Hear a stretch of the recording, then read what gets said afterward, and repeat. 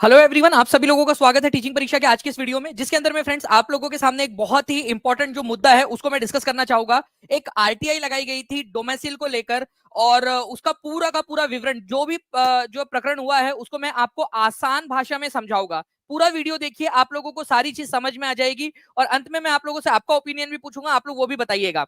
देखिए फ्रेंड्स, अभी जो है हमारे एक जो है आरटीआई वर्कर है, ठीक है, धीरज जी, उन्होंने एक आरटीआई फाइल की थी। मैं आप लोगों को पहले आरटीआई दिखा देता हूँ कि उन्होंने आरटीआई क्या फाइल की थी। मेरे पास में वो पूरी आरटीआई की कॉपी भी है और मैं यहाँ पर मैं धीरज जी का बहुत बहुत धीरज कुमार जी का शुक्रिया भी करना चाहूंगा। मेरी अभी उनसे बात भी हुई है और उन्होंने जो है ये कॉपीज उपलब्ध कराने में मदद की है, तो बहुत बहुत शुक्रिया उनका भी। तो देखिए फ्रेंड्स, उनकी प्राइवेसी को ध्यान में रखते हुए बस ये मैंने उनका जो नंबर वगैरह ईमेल आईडी है वो थोड़ा सा बस मैंने ब्लर कर दिया, बाकी कुछ नहीं। देखिए फ्रेंड्स, उन्होंने यहाँ पर मैं लिखा था माननीय मुख्यमंत्री महोदय, बिहार सरकार पटना, ठीक है।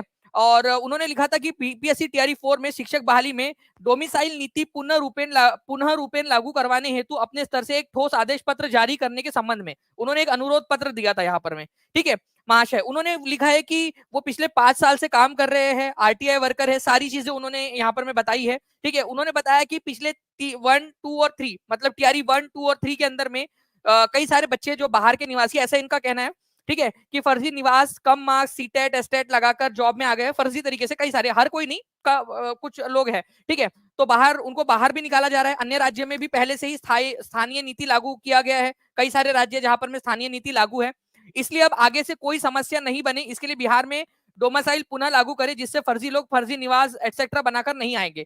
तो ये इनकी बेसिकली मांग थी। तो उन्होंने पूरा का पूरा यहाँ पर मैं कहा कि टीआरई 4, बीपीएससी टीआरई 4 बचा हुआ है, उसमें डोमिसाइल लागू करने की मांग इन्होंने की थी। मैं आपको बता दूं फ्रेंड्स कि इन्होंने जो डोमिसाइल, इन्होंने ये जो पूरा आरटीआई दाखिल किया था, ये आप देख सकते हो उनका जो है पूरा साइन के साथ में, ठीक है। बस उनकी प्राइवेसी को ध्यान में रखते हुए उनकी जो डिटेल्स है उसको थोड़ा साइड कर दिया है, ठीक है। देखिए फ्रेंड्स, यहाँ पर में जो उनकी आरटीआई है उसका जवाब देते हुए क्या क्या चीजें आई है पूरा मैं आपको बता देता हूँ। जो उनकी आरटीआई के साथ में, ठीक है, जो उनको मेल पर गया मैं आपको दिखा देता हूँ। और मैं यहाँ पर मैं धीरज जी का ही शुक्रिया अदा करना चाहूंगा, उन्होंने ही ये उपलब्ध करा के भी दिया है। उनको जो मेमो ऑफ लेटर नंबर 2858 जो उनको आया है, ठीक है, वो भी उन्होंने दिया है, ठीक है। और तो आप देख सकते हो फ्रेंड्स कि उन्होंने अभी 22 अक्टूबर 2024 का 1 बज के जो है 12 मिनट का उन्होंने यहाँ पर में हमारे साथ में शेयर किया है, जो उनको मिला था। और उन्होंने अभी अभी थोड़ी देर पहले ही शेयर भी किया हमारे साथ में, ठीक है, टीचिंग परीक्षा के साथ में।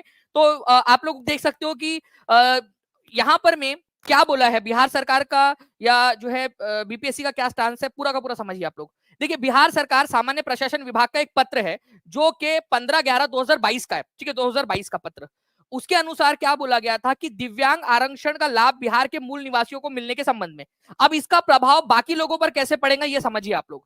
देखिए एक्चुअली क्या है ना, बिहार सरकार की जो नीति है आरक्षण की, उसके अनुसार बिहार के जो निवासी है, मूल निवासी है, वही आरक्षण का लाभ ले सकते हैं। बाहर के जितने भी व्यक्ति है उनको जो है अनारक्षित या जो गैर आरक्षित जिसको बोला जाता है, या ओपन या जनरल जो भी आप लोग कहते हो, उसमें गिना जाएगा।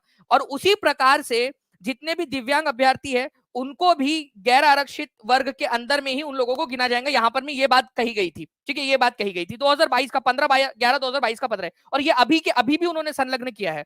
उन्होंने साथ में पूरी की पूरी डिटेल भी दी है कि कौन कौन सी जो उन्होंने पत्र जारी किया था उसमें क्या क्या चीजें हैं, सारी चीजें, क्या आरक्षण का लाभ लेने के लिए क्या क्या चीजें जरूरी है, वो भी आरटीआई में उन्होंने डाला है। अब देखिए मेन आरटीआई का जो रिप्लाई आया है वो ये है।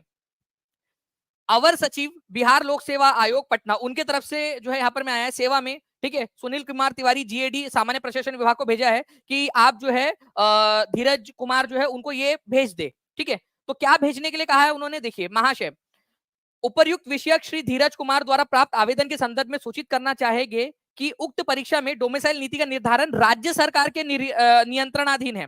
मतलब इसका निर्णय कौन लेगा, डोमिसाइल लागू करना है या नहीं करना है, ये पूरा का पूरा जो है वो लेगा आपका बिहार सरकार, ठीक है। और आयोग द्वारा शिक्षक भर्ती परीक्षा संबंधित विज्ञापन का प्रकाशन विभाग से प्राप्त अधियाचना के आलोक में किया जाता है। और विभाग किसके अंदर में आता है, शिक्षा विभाग है, तो शिक्षा मंत्रालय के अधीन आता है। शिक्षा मंत्रालय कौन देखता है, तो शिक्षा मंत्री देखते हैं। शिक्षा मंत्री किसके होते हैं, तो सरकार के होते हैं। सरकार के मुखिया कौन होते हैं, तो मुख्यमंत्री होते हैं, ठीक है, पूरा कैबिनेट होता है उनका। तो वहां से पूरा का पूरा निर्णय जो है वो होता है और वहां से जो है नीचे की तरफ में आता है। इस तरीके से अगर हम लोग यहाँ पर में निष्कर्ष निकालना चाहे तो निकाल सकते हैं। तो बीपीएससी टीआरई 4 में इन्होंने मांग की थी कि डोमिसाइल नीति को लागू करने की, उन्होंने मुख्यमंत्री जी को पत्र लिखकर मांग की थी। जब ये पूरा विभागों में, अलग अलग विभागों में घूमा, तो जीएडी ने जो सवाल पूछा था, ठीक है, बीपीएससी से, क्योंकि जीएडी के पास में गया, जनरल एडमिनिस्ट्रेटिव डिपार्टमेंट के पास में गया, तो जनरल एडमिनिस्ट्रेटिव डिपार्टमेंट ने भेजा बीपीएससी को कि भाई आपका क्या कहना है। तो बीपीएससी ने कहा कि हमारा ये कहना है कि हम जो है इसमें हस्तक्षेप नहीं करते, हमें जो बोला जाता है हम वही करते हैं। यहां पर में उन्होंने कहा कि जो आपका डोमासाइल की जो नीति है, डोमासाइल की नीति पूरी तरह से सरकार की, राज्य सरकार के नियंत्रणाधीन है, नियंत्रण में है। बिहार सरकार चाहेंगी तो विज्ञापन के अंदर में डोमेसाइल लागू करने की बात कही जाएगी, अगर बिहार सरकार नहीं चाहेंगी तो नहीं की जाएंगी। और मैं आपको बता दूं फ्रेंड, टीचिंग परीक्षा के बाद में पूरी की पूरी आप देख सकते हो, पूरा उनका जो है धीरज कुमार जी के आरटीआई और उनका जो पत्र है वो पूरा अवेलेबल है। और इसके लिए भी मैं धीरज कुमार जी का बहुत बहुत शुक्रिया करना चाहूंगा कि उन्होंने ये उपलब्ध कराकर दिया है, ठीक है। और आप देख सकते हो यहाँ पर में, ठीक है, और ये पिछले 5 साल से जो है वो आरटीआई के लिए काम करे। अब आप लोगों के ऊपर में, मैं आपके विवेक के ऊपर में छोड़ता हूँ कि आप लोग बताइए कि आपका इस पर क्या स्टैंड है, ठीक है, आप लोगों का क्या स्टांस है। अगर आप लोगों को लग रहा है कि यार पूरी खबर लेकर आई है टीचिंग परीक्षा, केवल एक कटआउट नहीं, केवल देखिए यहाँ पर में कई सारे जो है आप लोगों को लोग केवल ये दिखा रहे होंगे एक पेज, मैं आप लोगों को पूरा का पूरा यहाँ पर मैं पूरी की पूरी प्रति दिखा रहा हूँ जो आया हुआ है, ठीक है। इसके अलावा जो ईमेल है, ठीक है, ईमेल यहाँ पर मैं आप लोग देख सकते हो फ्रेंड्स, पूरा ईमेल जो है वो जो आया है बीपीएससी के द्वारा, इसकी पुष्टि करने के लिए, सत्यता की जांच करते हुए पूरा का पूरा एक एक चीज आपके लिए लाए हैं। तो एक लाइक तो आप लोगों का बनता है, ओके। तो ये सारी की सारी चीज आप लोगों के लिए टीचिंग परीक्षा लेकर आया है, और हर हमेशा सबसे पहले सबसे सटीक और सबसे सही जानकारी, प्रूफ के साथ में वेरीफाइड जानकारी आपको टीचिंग परीक्षा देगा। मैं आपको बता दूं फ्रेंड्स, आज ही ये पत्र इनको प्राप्त भी हुआ है, आप देख सकते हो, ठीक है, 1:12 के ऊपर में 22 अक्टूबर 2024 को। तो इतनी ज्यादा सटीक जानकारी, इतना अंदर तक जो है टीचिंग परीक्षा आप लोगों के लिए लेकर आता है। तो चैनल को सब्सक्राइब करके बेल आइकन जरूर दबा दीजिएगा। और मैं आपको बता दूं फ्रेंड्स कि डोमिसाइल लागू करना है नहीं करना है ये बीपीएससी के हाथ में नहीं है, ये पूरी की पूरी बात यहाँ पर में आप लोगों की हो गई है। कई सारे गर्ल्स का डाउट था कि बाहर से जो गर्ल्स आती है उनको कहां पर में शामिल किया जाएगा, गर्ल्स के आरक्षण के अंदर में या जनरल के गर्ल्स के आरक्षण के अंदर में। तो भाई उनका जो है यहाँ पर में ये कहा गया कि जो भी गर्ल्स है, बाहर की गर्ल्स है, वो जनरल कैटेगरी के अंदर में फाइट करेंगी, वो जनरल में। इवन जो है आपके जो दिव्यांग गण है वो भी जनरल कैटेगरी के अंदर में ही फाइट करेंगे, ठीक है।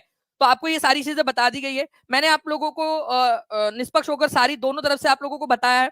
अब आप लोग बताइएगा कि आप लोगों का क्या मानना है, आप लोगों का क्या तर्क है, तर्क के साथ में बात कीजिएगा आप लोग, ठीक है। दानिश सर की बात यानी पत्थर की लकीर 100%। Thank you very much Parvez Khan ji, बहुत बहुत शुक्रिया आपका प्यारे से कमेंट के लिए, ठीक है। और आप सभी बाकी लोगों का भी, जितने भी लोग हैं अपनी अपनी राय रख रहे हैं यहाँ पर में, जो है मर्यादा के दायरे में रहते हुए अपनी अपनी राय यहाँ पर में रखिए, एक दूसरे के से उलझे बिना तर्क दीजिए, तर्क वितर्क जो है, आपकी रीजनिंग कितनी अच्छी है, टीचर बनने के बाद में आप जो है कैसे करोगे, तो वो सारी चीजें आप बताइए, लॉजिक बताइए, ठीक है। जो नहीं वाले हैं और जो हाँ वाले हैं वो दोनों के दोनों अपने, ठीक है। तो पूरी जानकारी मैंने आपको दिया। और जो लोग डोमिसाइल के पक्ष में हैं वो लोग क्या करेंगे, डोमिसाइल के जितने भी पक्ष में उनको अपने जो मंत्री है या आपके जो नेता लोग हैं उनसे बात करनी है, ये यहाँ पर मैं आप लोगों को समझ में आ गया। बीपीएससी के हाथ में कुछ भी नहीं है, राज्य सरकार के नियंत्रण के अधीन है, ये बताया गया है। अब इसका बीपीएससी टीआरई 4.0 के ऊपर में क्या असर पड़ेगा ये भी मैं आपको बता देता हूं।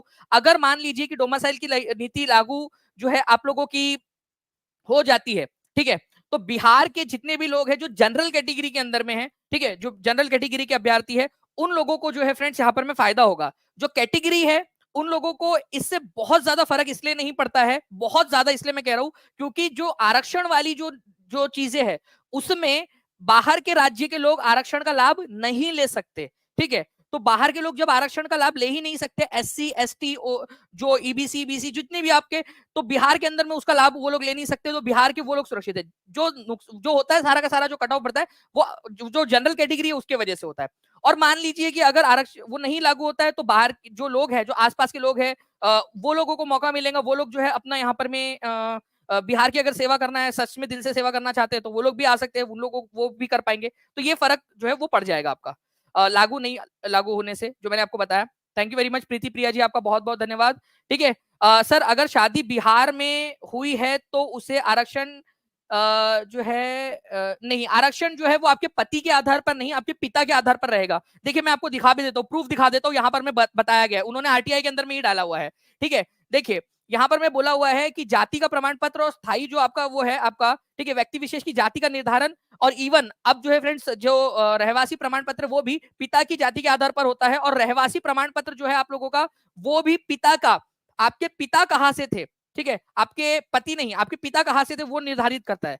मान लीजिए कि आपके जो पापा जी है वो कभी ना कभी जो है बिहार में रहे होंगे, उनके पास में कोई डॉक्यूमेंट होगा, तो आपको आरक्षण का लाभ मिल जाएगा। लेकिन अगर वो कभी रहे ही नहीं, मान लीजिए आप आए हो, ठीक है, अंडमान निकोबार से आपकी शादी यहाँ पर बिहार में होकर आई है, या लक्षद्वीप से, या फिर मान लीजिए मध्य प्रदेश से, ठीक है, तो आपको नहीं मिलेगा लाभ, आपको जनरल के अंदर में करना पड़ेगा। लेकिन अगर आपके पिता यहां से है और आपकी शादी जो है मान लीजिए कि पोर्ट ब्लेयर के अंदर में, अंडमान निकोबार के अंदर में हुई हुई है, तो आप यहां पर में कर सकते हो, क्योंकि आपके पिता का घर यहां पर में था। तो ये बेसिकली नीति है उसकी, ठीक है। प्रूफ क्या चाहिए, तो प्रूफ के अंदर में रहवासी प्रमाण पत्र के अंदर में कहीं तो भी उन्होंने अपना राशन कार्ड कभी बनवाया होगा, ठीक है, अगर वो बिहार में रहे हैं, या उन्होंने कभी ना कभी अपना वोट इलेक्शन कार्ड यहाँ से बनवाया होगा, जब भी प्रूफ होते हैं चेंज होते हैं। गैस गैस कनेक्शन लिया होगा, इलेक्ट्रिसिटी बिल होगा उनके नाम का उस समय का, या लिविंग सर्टिफिकेट उनके नाम का होगा, कभी ना कभी वो जो यहाँ रहे होंगे वो यहाँ पर में रहेगा इसका, ठीक है। तो ये पूरी की पूरी चीज है जो मैंने आप लोगों को बता दिया है। बाकी और कोई आपका सवाल हो तो वो भी आप लोग मुझे बता सकते हो, ठीक है। कोई भी सवाल आप लोगों का हो तो वो बता, आप लोग जो है कमेंट में पूछ लीजिएगा। और बाकी जो है फ्रेंड्स, बाकी लोग जो है मैं चाहूंगा कि आप लोग जो है अपनी अपनी राय बताएं कमेंट के अंदर में मुझे। अगर आपको सेशन पसंद आया, ठीक है, जानकारी मिली है, और आगे भी आप लोग जानकारी, सटीक जानकारी चाहते हो, तो टीचिंग परीक्षा चैनल को सब्सक्राइब करके बेल आइकन जरूर दबा दीजिएगा, ठीक है, ताकि आपको सटीक और पूरी जानकारी मिल सके, आधी अधूरी नहीं, पूरी जानकारी, इस तरीके से जो पूरी जानकारी होती है, पूरी जानकारी, ठीक है, यहाँ जो आप देख पा रहे हो, ठीक है, जिसके अंदर में इवन ईमेल का प्रूफ तक आप लोगों के पास में है।